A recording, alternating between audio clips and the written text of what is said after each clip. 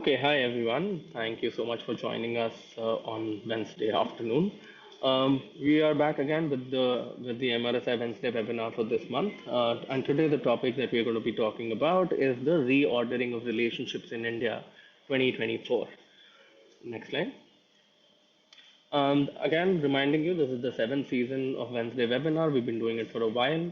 Every month, what we do is that we pick a Wednesday and a topic that will be of interest to the research fraternity, to people at large, what trends are coming in, and try to have people coming in, speakers coming in, very seasoned guests coming in, and talk about their perspective on the topic.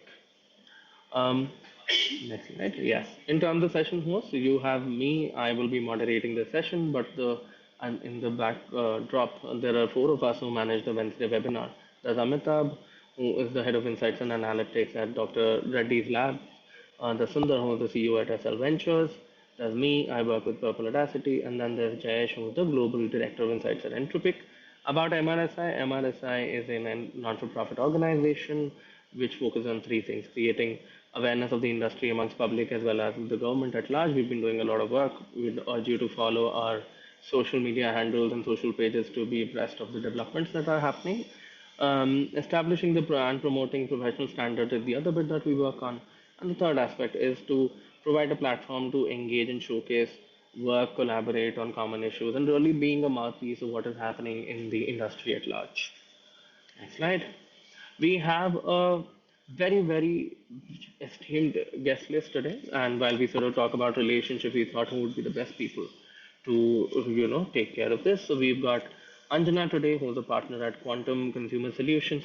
Anjana's been in research for more than 24 years in research as well as design strategy, and has partnered a lot of leading organizations and helped them with a lot of strategic mandates, not just research, but in terms of putting her work out in terms of publishing. She's been published across various leading publications such as the research world. Then we have Bikram. Bikram is the global content and creative strategist at Absolut. He has been in the industry for close to 2 decades. He works largely on content communication and cultural communication for various brands in the portfolio and across different markets in India, Australia, Africa, and the Gulf.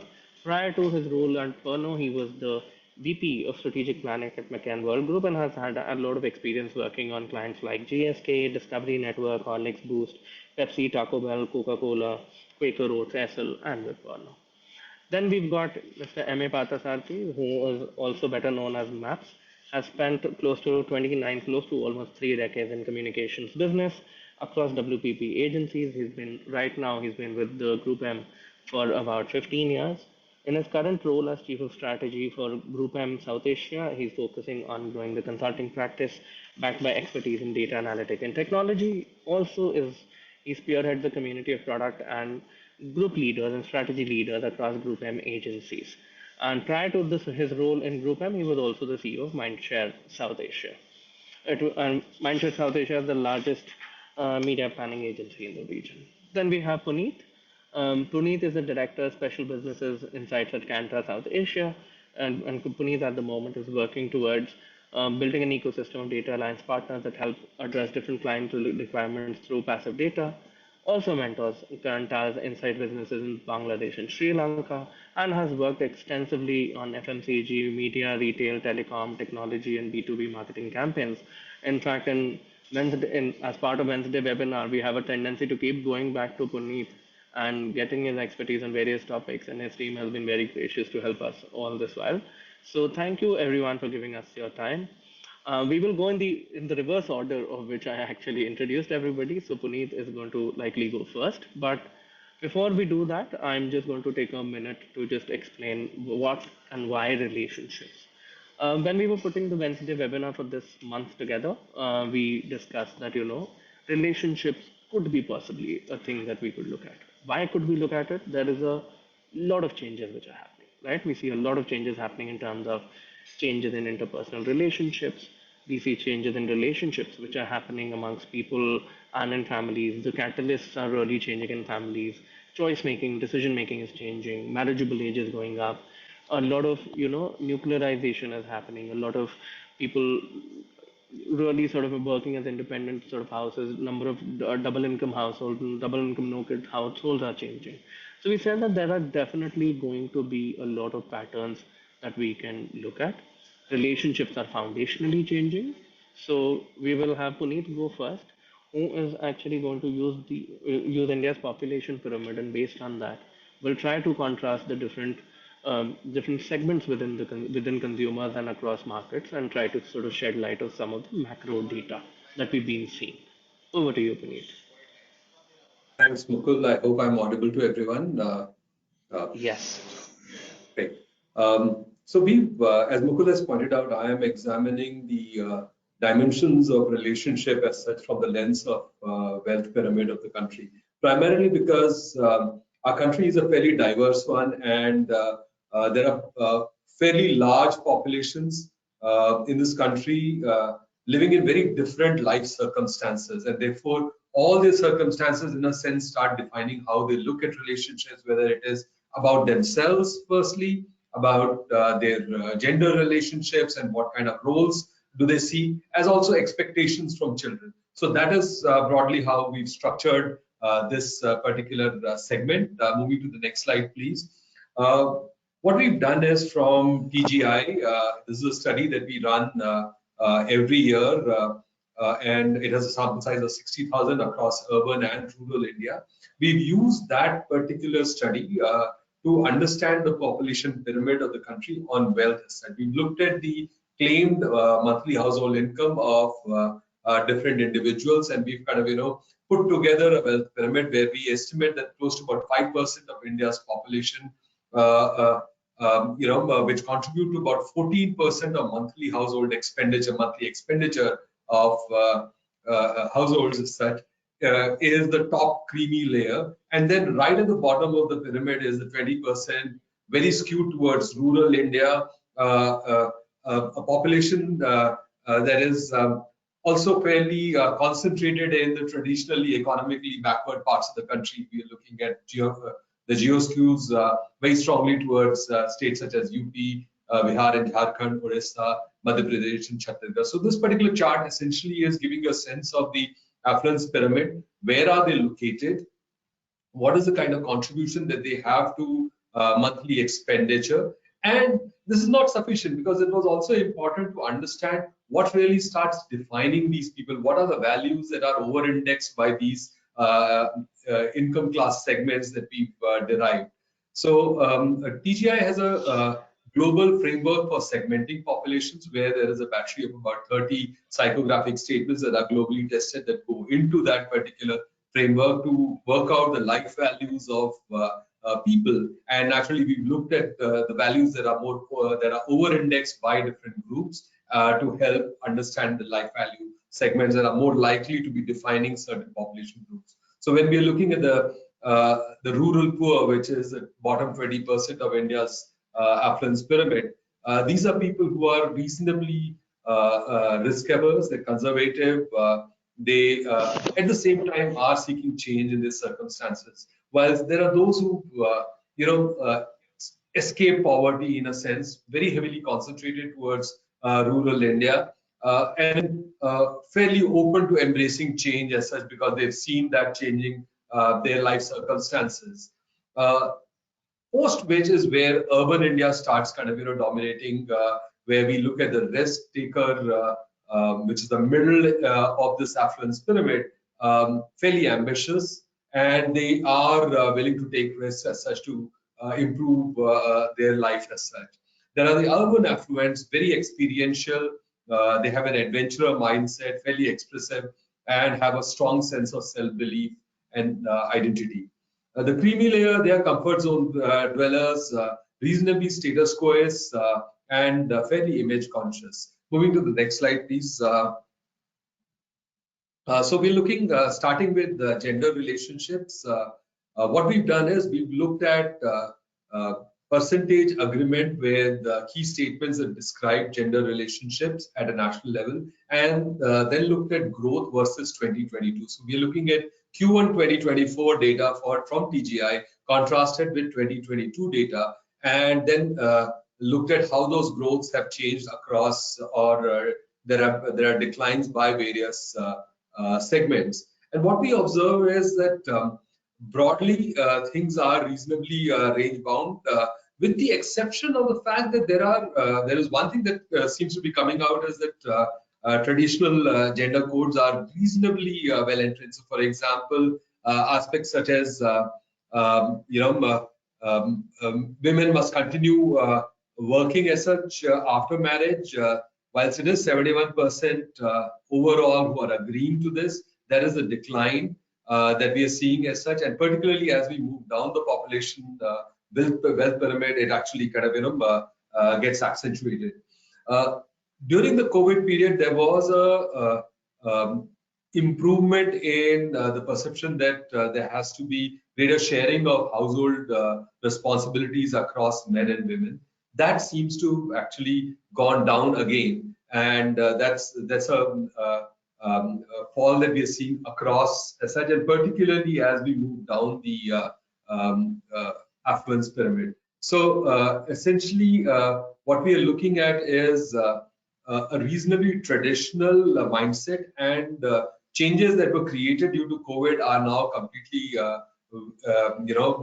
receding, and pretty much some behaviors from the standpoint of gender relationship or certain perceptions that were holding true pre-COVID are coming back in terms of sharing responsibilities, or even aspects such as women having the should be allowed to continue to work after marriage as such.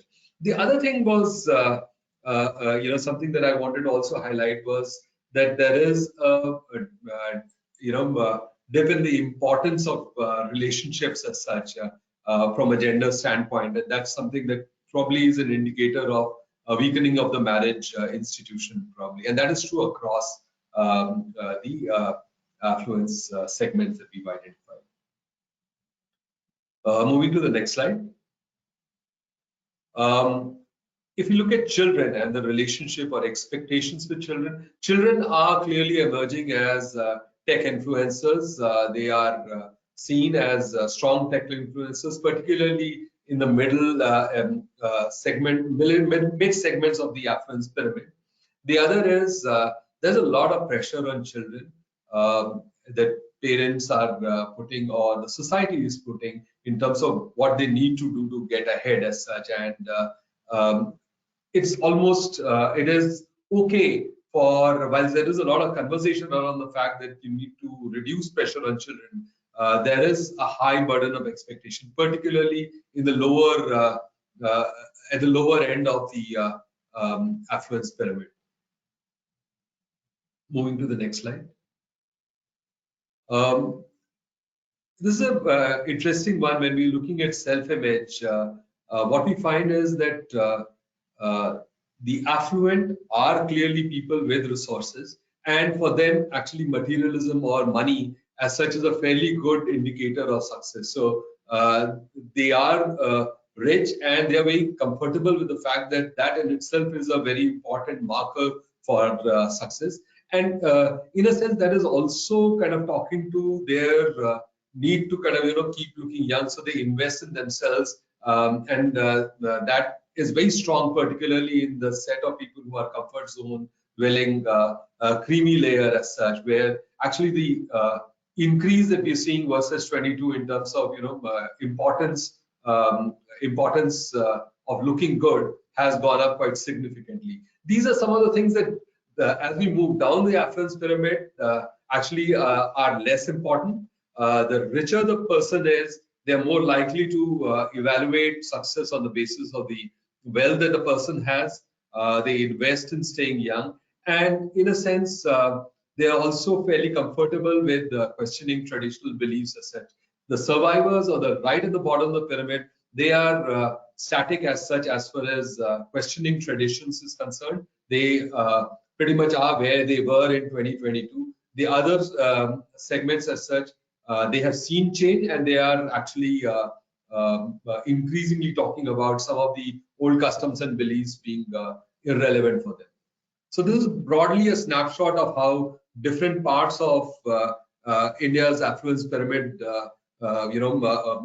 relate to their immediate environment, whether it is their spouses or their children, and also, of course, themselves. All right.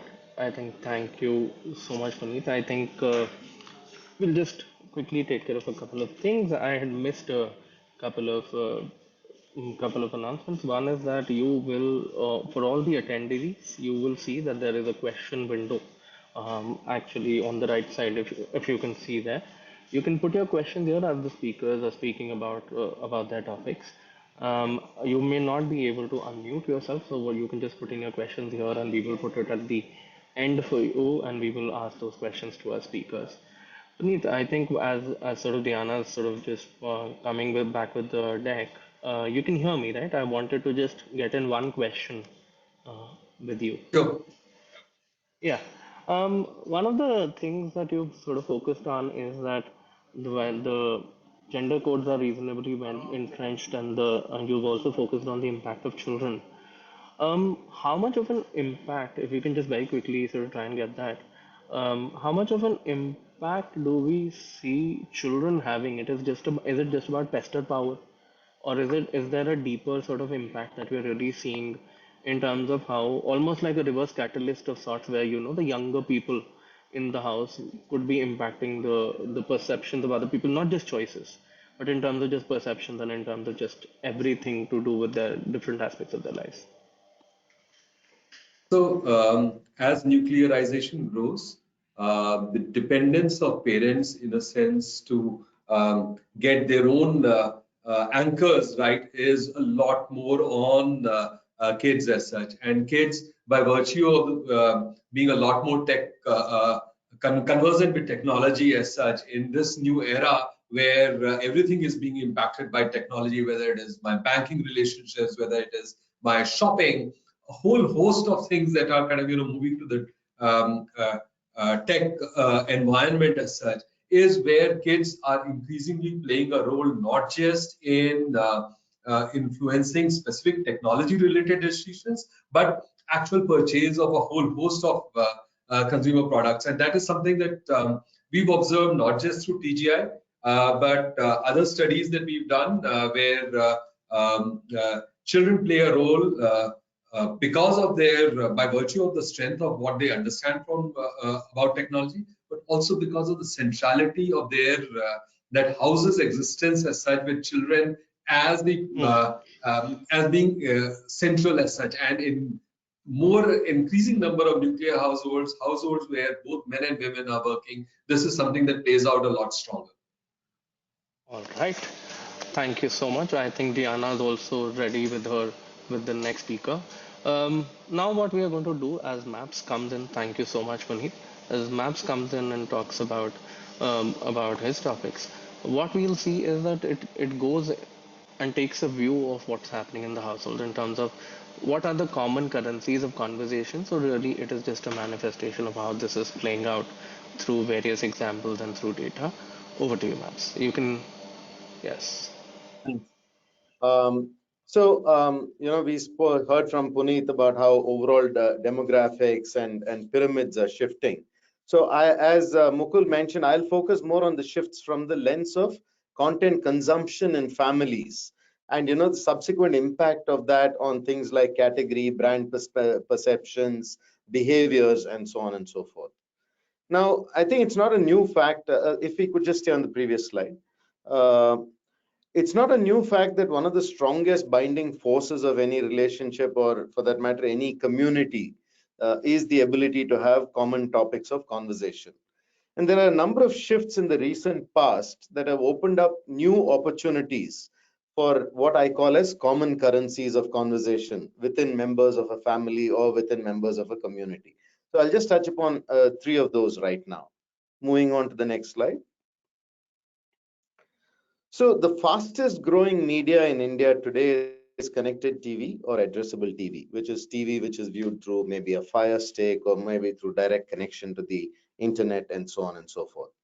Now, this is slated to grow to about 45 million households by the end of 2024, which means it's over 20% of all TV households in India, right? And there are many drivers to this growth. Firstly, over 90% of all TVs sold in the country today are smart TVs. So the basic infrastructure is there. Internet penetration has crossed 50%. Cost of data is among the cheapest in the world. And thirdly, most importantly, there's an explosion of content which people want to watch, and there's a fear of missing out. So all this put together is making this a exponentially growing kind of medium.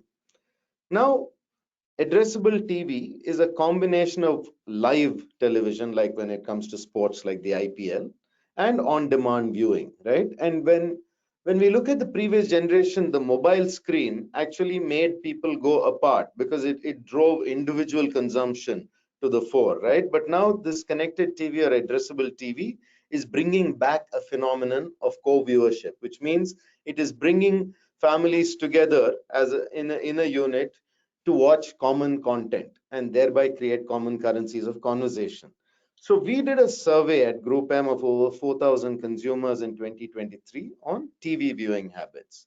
And as you can see in this chart, the co-viewership in households where they watched addressable TV was higher than households which watched only linear TV or the traditional television, right? And if you look at it, interestingly, the gap is highest for viewership with partner, which an interpretation of this is that there is more conversation and collaborative decision making on the kind of content that is viewed today in households, right? And we have also seen from our own personal experience that different members of a family could suggest what should be viewed together, and and different members of the family get exposed to different forms of content based on what specific members of the family or the relationship are familiar with, and so on and so forth. And therefore every day there's an increase in these common currencies of conversation.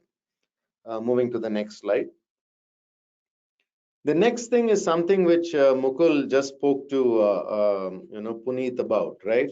And this is the entire rising influence of what we call as Gen Alpha on various decisions in relationships and in families. Now, Gen Alpha, broadly speaking, multiple definitions, but the most common one is kids born after 2010, right? Now, this is the largest segment by volume in India. It's around 20 to 25% of the overall population. And what's important is the oldest of these Gen Alphas have just started entering their teenage years. Now, they are slated to be the most educated and informed generation of all, and also likely to be a generation that's not a cord cutter generation, but potentially a cord never generation, which means they may never watch terrestrial TV or traditional TV in their entire life. Uh, an interesting thing is if the earlier generation replaced writing by hand to typing, this generation is probably likely to give up typing as well and be almost entirely dependent on voice and visual for when it comes to interacting with screens and with technologies. So screens are there constant, whether it's for information, entertainment, companionship, or social validation. And it's interesting, I mean, again, touching on what Puneet mentioned, there was a multi-market survey of Gen Alpha parents. And that survey said that parents believe that 8 is the age at which their kids' knowledge of technology is higher than their own. So by the time a kid is 8 years old, they probably know more than their parents when it comes to technology. So what does that translate to? And the other point is their extensive exposure also gives them a very well-formed moral compass or a perspective on right and wrong, both for themselves, for their families, for society at large. So all of this knowledge, exposure, and perspective has resulted in them having an increasingly important influence in category and brand decisions within a household, even in categories where they are not the primary consumers. So I'm sure you would have seen their opinions when it comes to automobiles or consumer electronics or vacation travel, and it's actually making a difference. So one of the studies revealed that Gen Alpha preferences are the #1 factor which drive choices in categories like food. And they often end up buying things which they never wanted because of the what you would call as pester power, but I would say it's a little beyond pester power, because pester power is typically on things which they want, but this is even things where they are not the direct consumer. And I found, as you can see in the table below, kids are seen as the top source of brand discovery, in a survey done among parents of kids and teens. Moving on to the next slide. Now, all of us at some point of time have viewed content which is created by influencers, and some of that content would have helped you discover potentially new categories, new brands, new destinations, what have you. So just like addressable TV, influencer marketing is one of the fastest growing avenues for marketing. Now there are over 3 million influencers in India, and the practice is growing by a CAGR of over 20%. Now within these categories of influencers, what we have found is that food, lifestyle, and travel again are the biggest categories, amounting to almost 40% of all influencers. Once again, here we see influencers being introduced to members of a relationship, whether it's within a family or a social group. Different influencers are brought in by different members of this group, and what's happening is that maybe they have discovered it on different platforms. The older people might have discovered the same influencer on a YouTube, while the younger generation might have discovered the same influencer on Snapchat or Insta, for instance. And what you see here at the bottom are some examples of influencers across food, lifestyle, and travel. And these have been specifically chosen because they have a reach across different demographics in the family. They appeal to both the young, the male, the female, the older, and so on and so forth. So what's happening here is that as these people provide entertainment and information, now their content, right, whatever it is about, whether it's a new type of food, a new wellness trend, or a new holiday destination, that is creating new currencies of conversation. So as in summary, what I'm trying to say is, as there is more exposure to different types of content in a shared manner, there are more common currencies of conversation. So conversation is going up, and there's a lot more of points of synergy or points of intersection across different members, whether it's families or social groups. Thank you.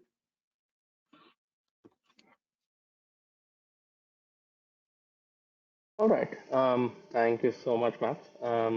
I think the bit that I was very intrigued about is that when I look at you and when I actually hear you speak about all of it, when I try and join these bits of information together, where connected TV is the fastest growing media source, where Gen Alpha is the largest sort of segment in terms of volume in India, and when I connect that, and then so something which is actually so simple, but it never occurs to us that there may be people who may, and the people who may have never typically watched traditional TV.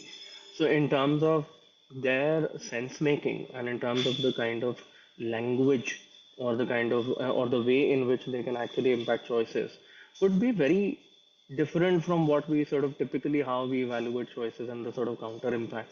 So I think that bit is extremely sort of interesting. Now, I'll hold on to the other questions for a bit. We'll move to Bikram now next.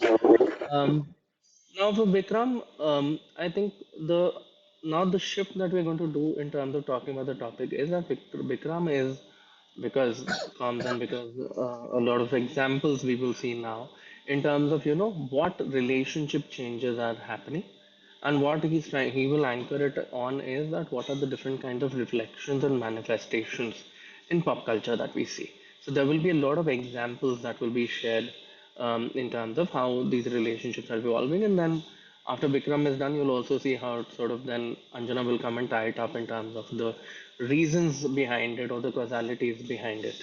Over to you, Bikram. Thanks, Mukul. So yeah, I think really building on what our speakers have spoken about, and if you could just go to the next slide. Just trying to understand how some of these macro changes, how are they really informing the overall discourse that's happening in terms of relationships, and just calling out a few pointers over here.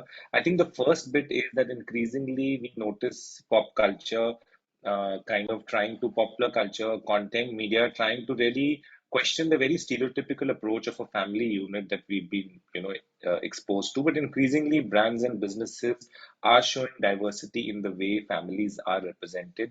They are recognizing that families could come in different shapes and sizes, and really looking outside of that house of heteronormativity. And in fact, one of the first few brands that did this was McCain, with a campaign that went by the name of We Are Family, where they really spoke about the fact that a family is how you choose to define it, and, and that was sort of a refreshing discourse when it came to relationships representing. Similarly, of course, there was fairly well recalled a piece of work that Vicks did on their campaign Touch of Care, where they took, really inspired from real life. They took Gauri Sawant, who's a transgender activist based in Mumbai. They took her example, and how there was a family unit of, her with a child that she decided to adopt. So I think, this is the first thing for, us to think about, and that's also what brands are reflecting. How do we kind of get outside the classical construct of how families are? If you could go to the next slide, Diana. And I think just kind of building on this is also the fact that we also noticed strong evolving relationship dynamics that culture, media, advertising is, kind of reflecting. The first point I wanted to touch on is the mother-daughter dynamic. And this is truly transcending boundaries. And of course, we hear a little bit more about this also from Anjana. But, the fact is that increasingly, as questioning certain patriarchal norms, it's always education that's imparted from the mother to the daughter. And we notice this, and the fact that a need for a need for building your identity, and for kind of standing up and showing a certain strength, whether it is mental, physical, emotional, is something that's also cutting through classes and representation. So, for example, brands like Clinic Plus and Rin, which really penetrate very, at a very, very, I would say, lower SEC, rural level, are also talking about the strength and how a mother and daughter could have a relationship which is about empowering each other. Linked to that is also the aspect of children actively being seen as change agents and bringing a fresh perspective to relationship dynamics and families. There was an example of, Brook Bond Red Label that did a communication where it's actually the child that allows the grandmother's worldview to kind of get, a little expanded when a kinder approaches the grandmother at a traffic light. Of course, this isn't new, and fathers playing an increasingly greater role in parenting and also in nurturing is something that brands have increasingly spoken about. But what we also notice is that linked to that is also an overall sort of a shift in the way gender roles within couples are, with kids, without kids, and how perhaps there is a need for an equitable distribution of responsibilities. Um, 2 points that are kind of linked to each other, and which is perhaps what we see with a larger rise in feminism, is the also the rise in sisterhood and female solidarity being at an all-time high. And we've seen enough examples of content, films, advertising that kind of shows this need to kind of say that I've got your back, and we together we will rise, together we can make a difference, as opposed to perhaps classical tropes which would often pit women against each other. And almost as a counter to this, we've also seen a sort of rise in, what you could call broness, which is a relationship between, men, and also the fact that how there is a return of the alpha male. Movies like Animal kind of strongly reflect that. And again, of course, we will dive into this a little bit more in the next section. Diana, if you could go to the next slide. Oh, okay. So I think, while this was touched upon, of course, relationships are not just with others, but also the relationship itself is something that seems to be undergoing a strong, sea change when it comes to representation. There is a strong assertion of self-identity. So a bunch of brands are talking about, doing things in your own way, being comfortable in who you are, there is an increasing recognition of fluidity, of an unboxing of labels, societal pressures, doing things that perhaps are beyond what is expected of you. We've also done a campaign which was Be an Absolute Ally, which was in some ways a recognition of your identity, a celebration of who you are, and unboxing of what is expected from you. And also linked to that, but also if you see the kind of work that across different brands, I've just put the example of, say, a Dove and Rin, we also notice a strong uh, shift in narratives not being those of pity but of power. So, power, not pity. It isn't necessarily coming from a victim mindset. So, those that might traditionally be othered or be coming from a space of minority are no longer sticking to a victim or a pity mindset, but there is an aspect of power that we see in the tonality, representation, in the way these stories kind of come to life. And it's also about kind of putting the onus of awareness, knowledge, and creating safe spaces onto others and not on, to the person themselves. So, others have to catch up to my self and my identity and how I would like to be. And it is not my onus to be on this continuous journey of bringing up to speed. So I think that's also sort of a powerful thing to touch on. And Diana, if you could go to the next slide.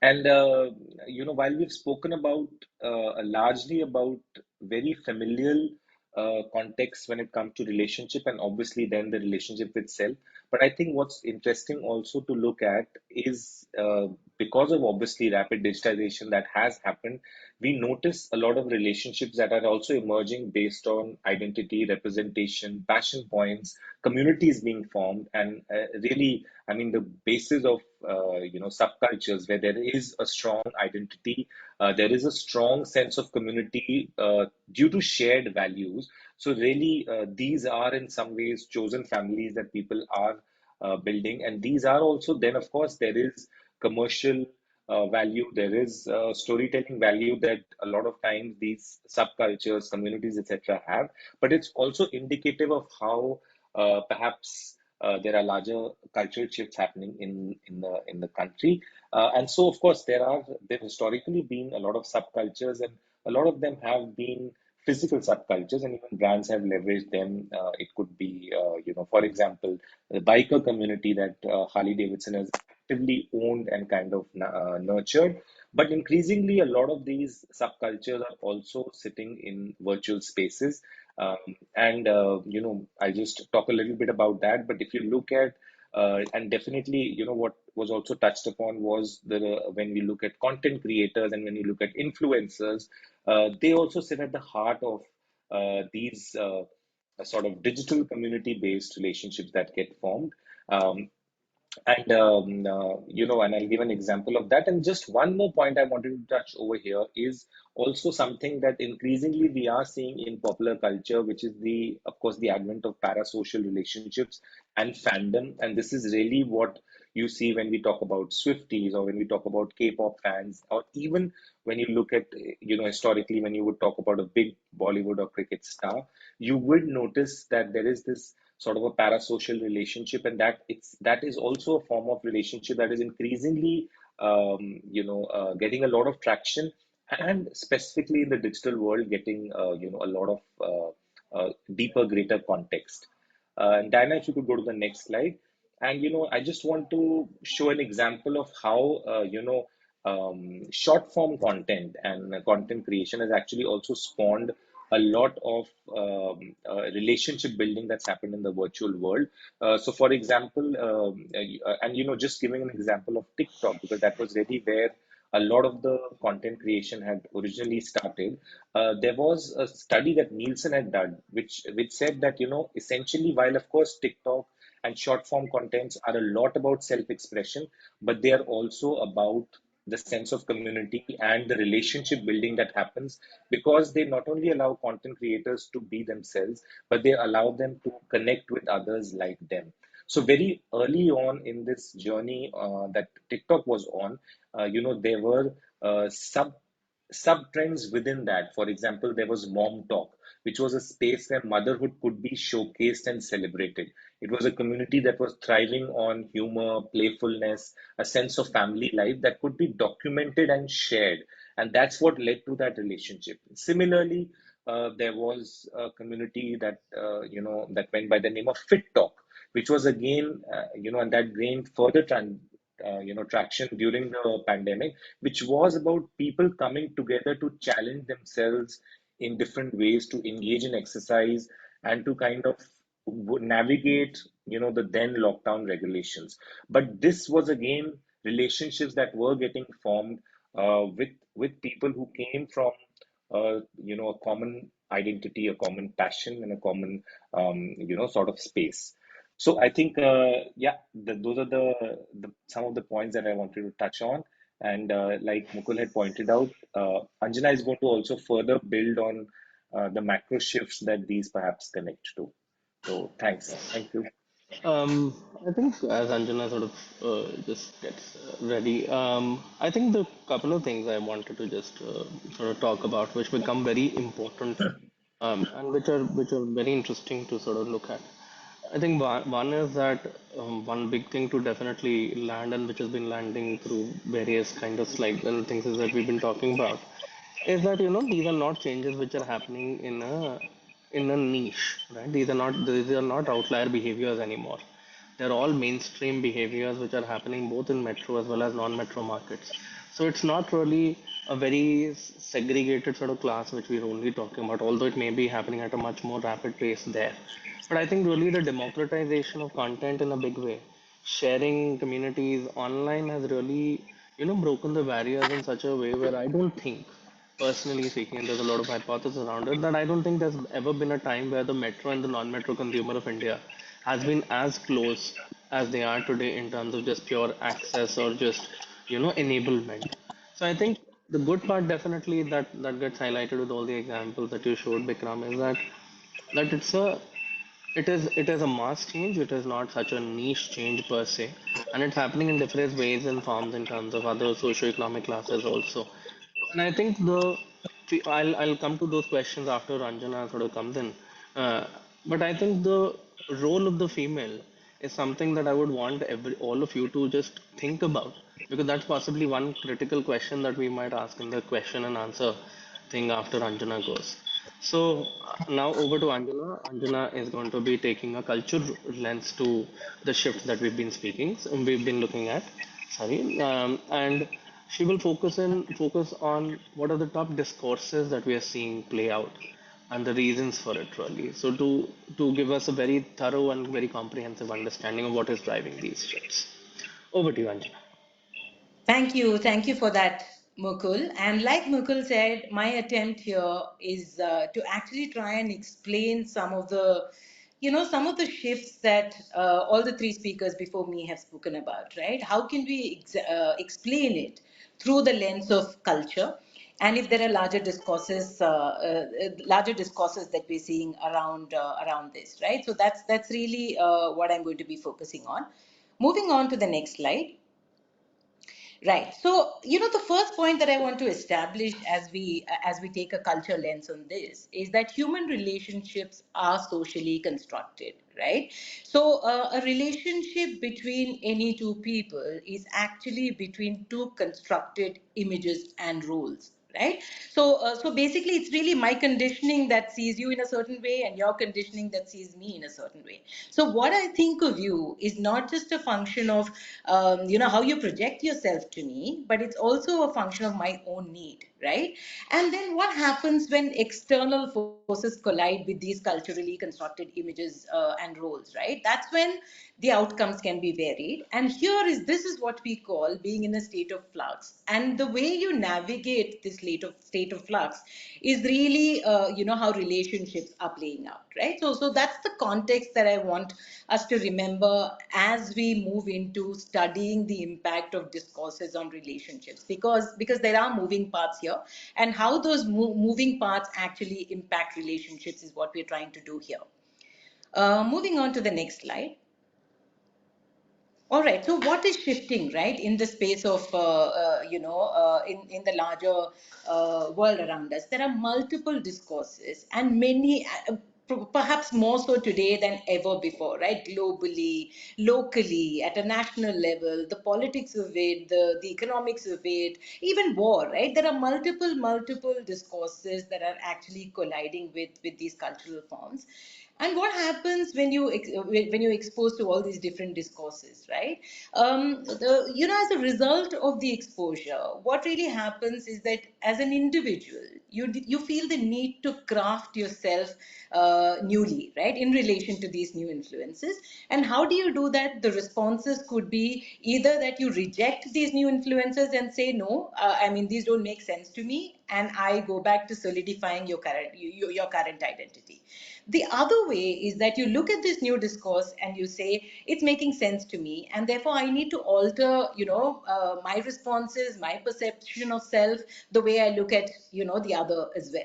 So in both these cases, how I respond to these discourses actually impacts the entire spectrum of my relationship with the others, and that's what we're trying to understand in the subsequent slides. Moving on. All right, the first discourse that I want to talk about here is feminism, right? And how it's impacting relationships.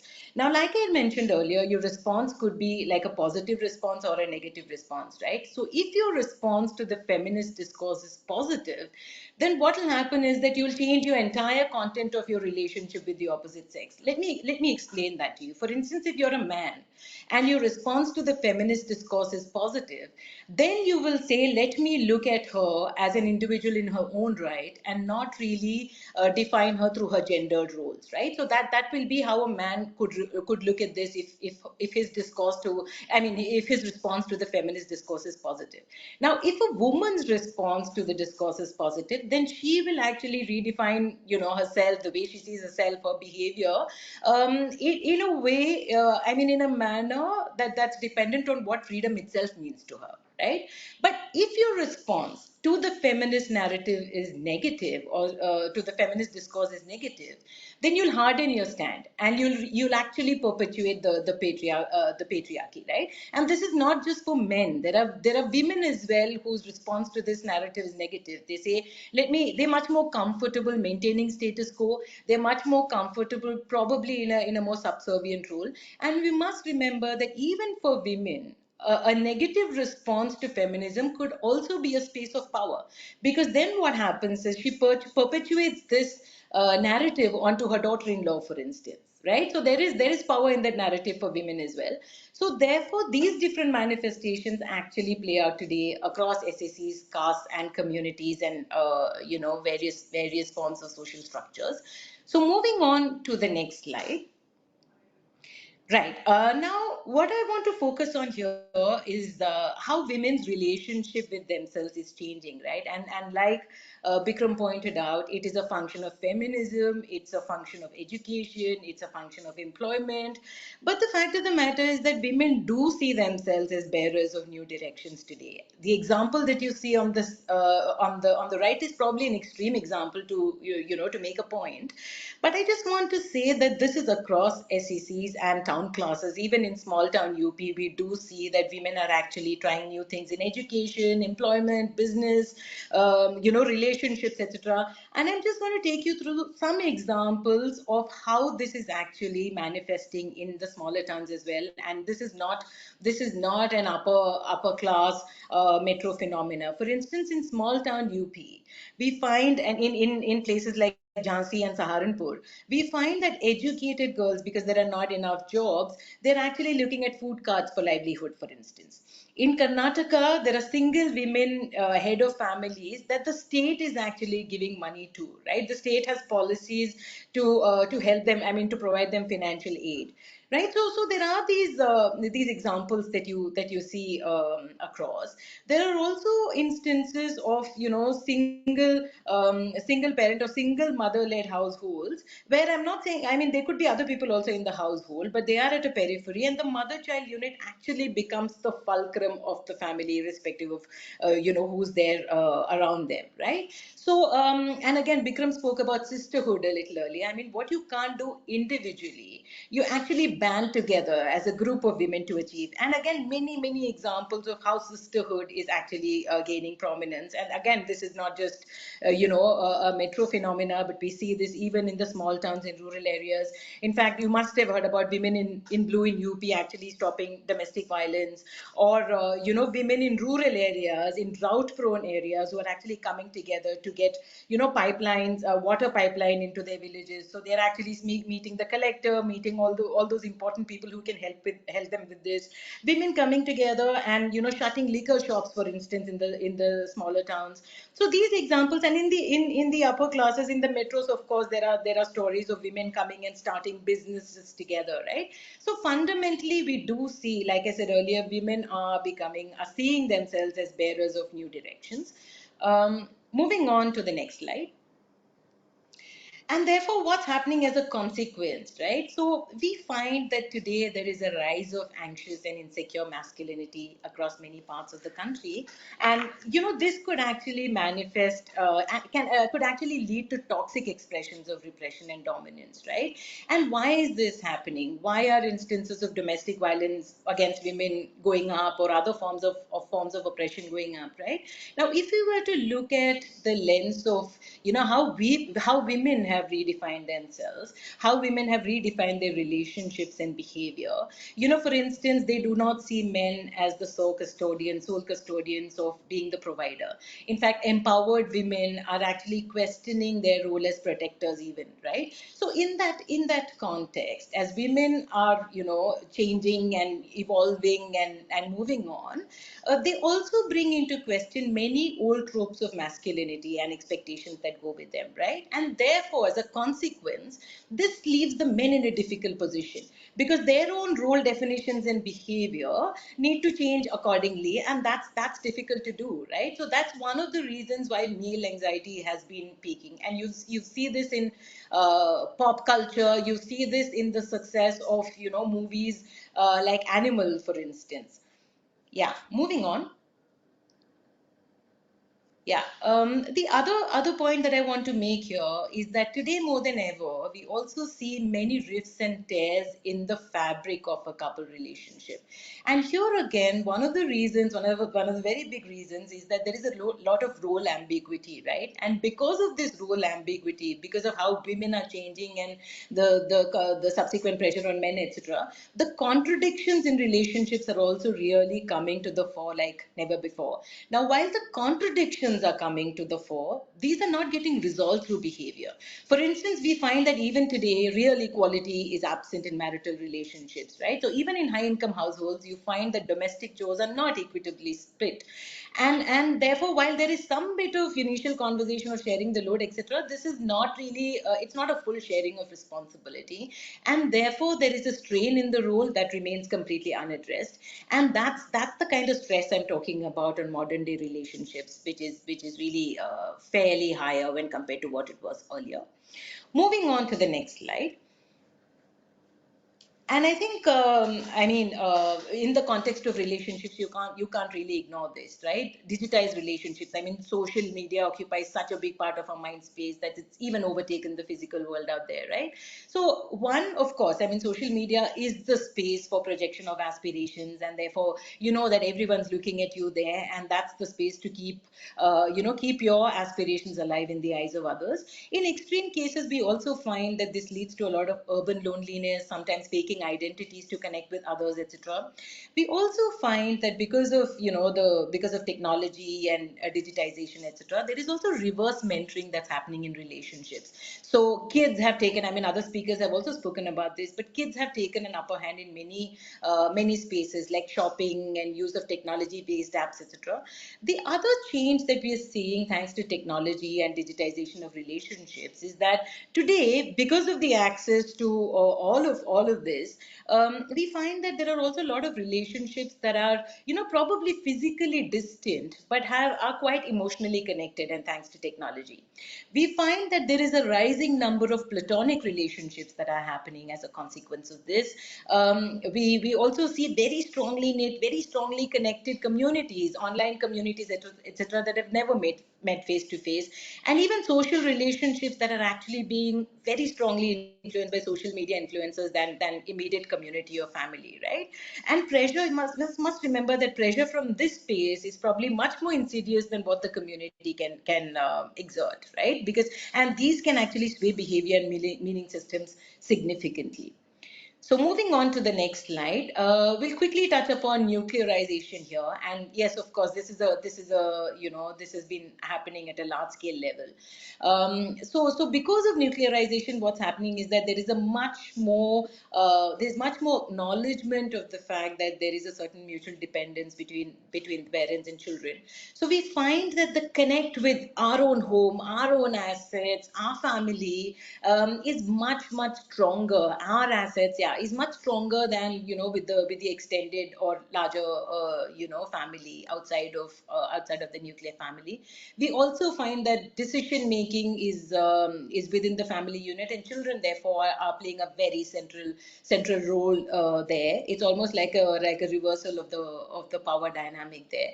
Interestingly, we also find that thanks to all of what we discussed so far, right? Feminism and change in role definitions, the woman's relationship with herself is changing. We also find that there is a little bit of fractured authority between parents, and that has actually enabled the children to manipulate their way significantly, right? Because the dad is no longer the unequivocal voice of authority, and therefore there is a lot more space to manipulate and negotiate in terms of how they are dealing with parental relationships.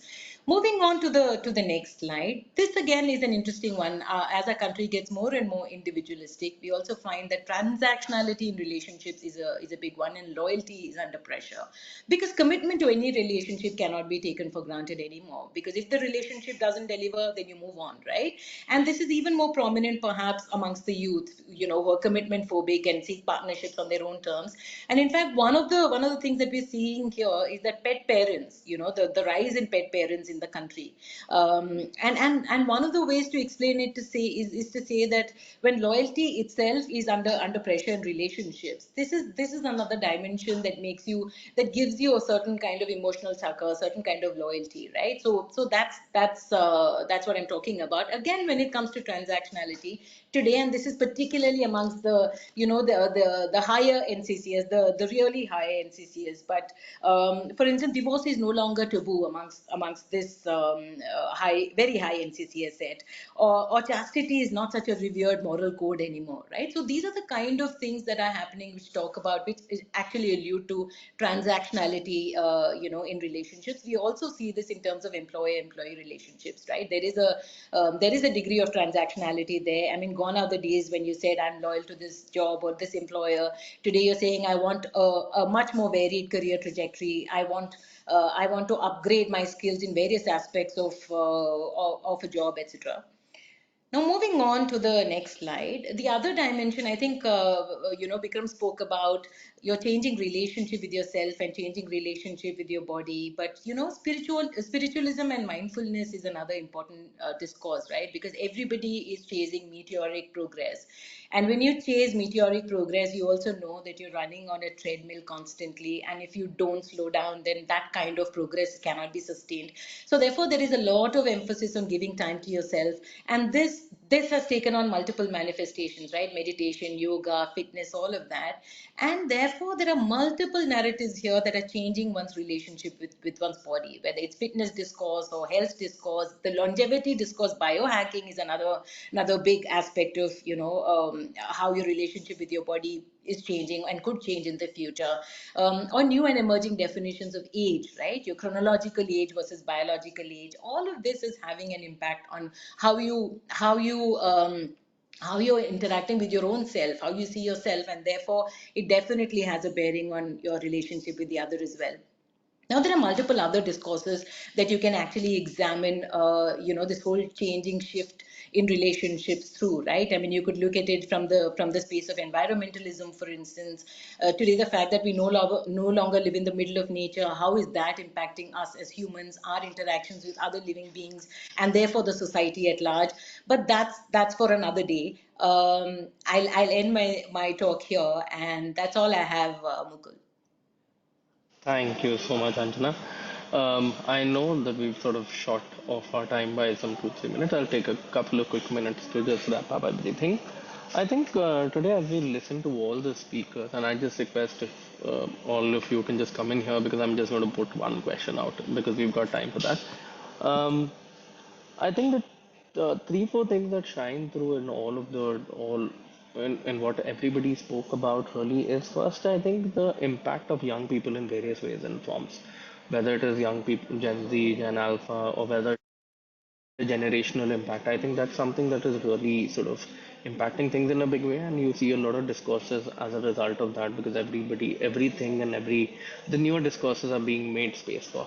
I think the other bit definitely that's interesting is that these are not outlier behaviors, or these are not, behaviors which are just happening in a certain niche or in a certain pocket. So these are very confidently we can say that these are all percolating and democratizing and really sort of going down in that sense. The third one, which I'm personally a very big believer in to the extent that I might be biased, is the female sort of role and how it is shifting. And there's always been a bit of a dichotomy around it because while you see a lot of shift happening, while you see it playing up in pop culture, there's also the other counter reality is that the numbers of women in workforces actually are contrary to what we would expect are actually going down. So my question to all of you, and I will just time for just one, so everybody can just sort of chip in with their perspective. And really, as putting on the hat of a culture commentator, you can be as biased as you want in this part of the thing that you speak about.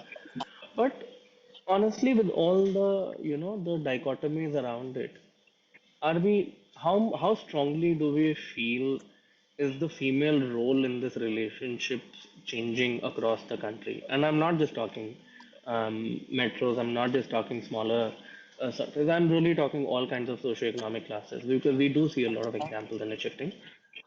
Just if everybody can take 20, 30 seconds to just quickly comment on their perspective, or it could be biased, it's fine. Their perspective on how much of a role do we see females playing in this. Of course, there are a few other questions which are more directly to some of you. We'll share that across. We may not have time for that, but yeah, quickly if you can just sort of comment. Anjana, if you want to go first, and then we can go to Puneet and then Bikram and Sure. then last. Yeah. Sure, Mukul. I think it's an interesting question, and I'd like to say that there are changes happening in pockets, right? So some aspects are changing faster, and some aspects are not changing as fast, right? So in terms of access to education, in terms of access to employment, maybe that's happening at a faster pace. But again, I spoke about it earlier.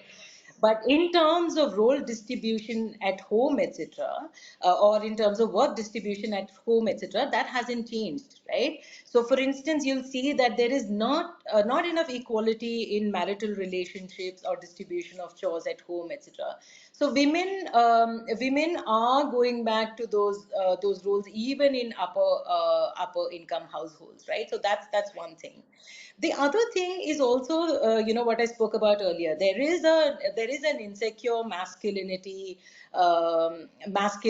code that's there, and I think I'm not sure women are still in a position to rebel and completely break all boundaries of patriarchy. What she's trying to do is negotiate her way around this, right? And that's where we see some shifts happening, some happening at a slower pace, some things not moving at all, because the woman's also trying to negotiate this space with caution. We haven't reached that space where she's completely ready to rebel and break out of all boundaries yet.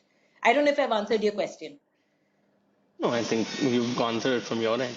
Puneet, over to you. In case you can just we can have like a quick comment on how much of an impact do we really see of this happening? Because there are a lot of counter narratives to this. Like while there's a lot of positive that gets spoken about, there's a lot of hard data that seems to sometimes suggest the contrary. This question is to me, Mukul. I've just opened it for everybody. Okay. If you want to give the So perspective. the hard facts are that women across urban and rural are more educated. So the levels of education, in a sense, create a certain modicum of commonality as such between the man and the woman, which was in itself placed at a very different level, maybe a generation or two ago. So that is a very big fundamental shift as such in how the population of the country is constructed.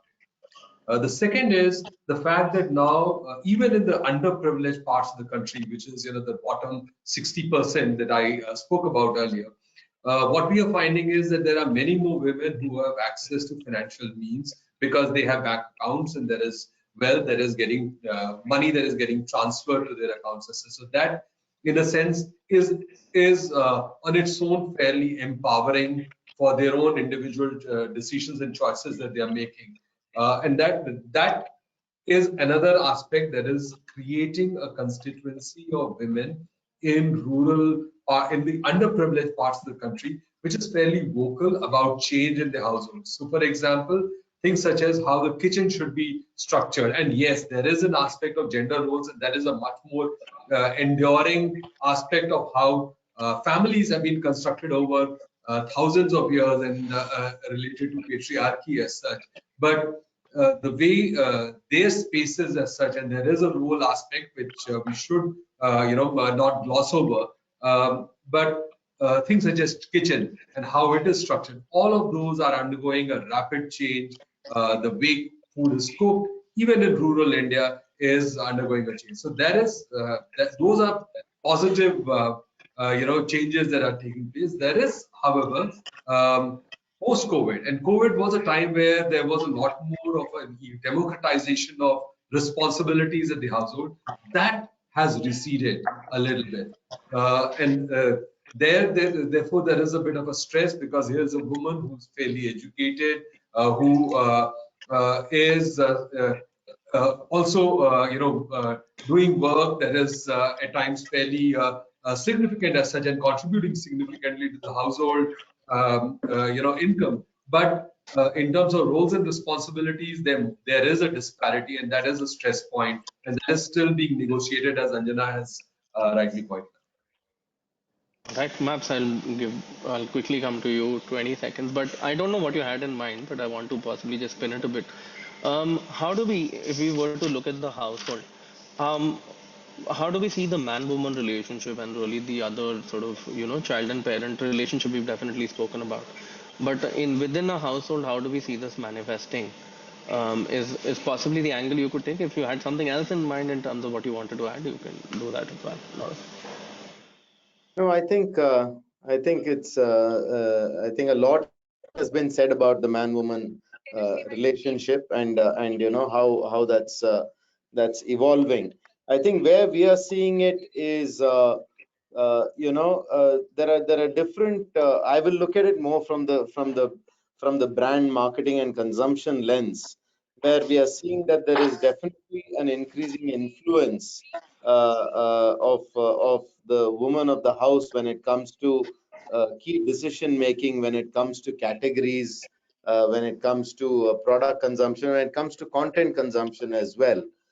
We are seeing that there is certainly more equality, which is coming in, and a stronger role and influence, whether it's from purchase habits or whether it's in terms of consumption habits.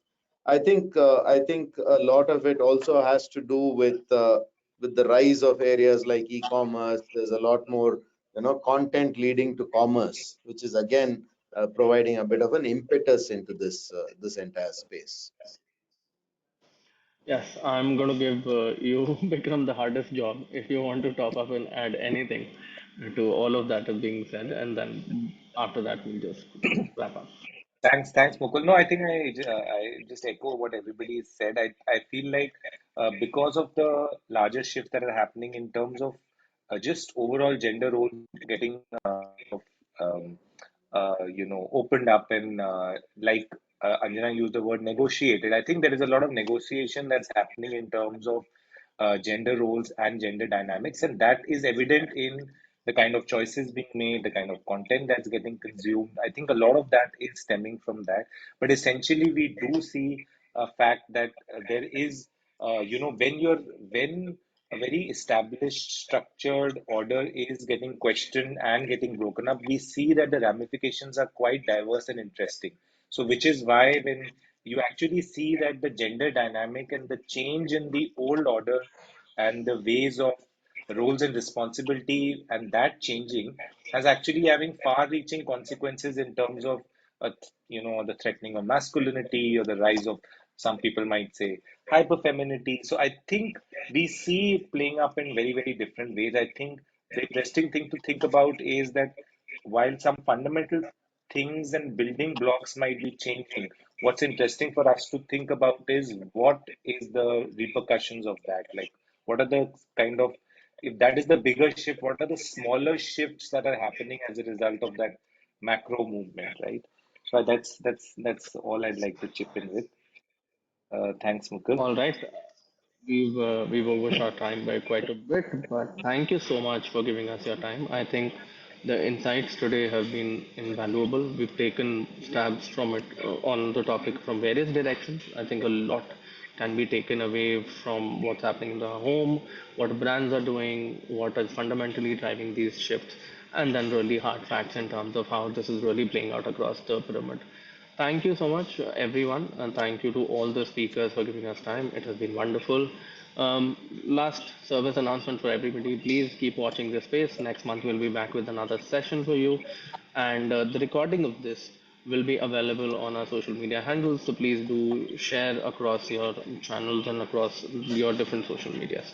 Thank you, everyone. Have a good rest of the day. We'll end with this. Thank you. Thank you. Thanks, guys. Bye.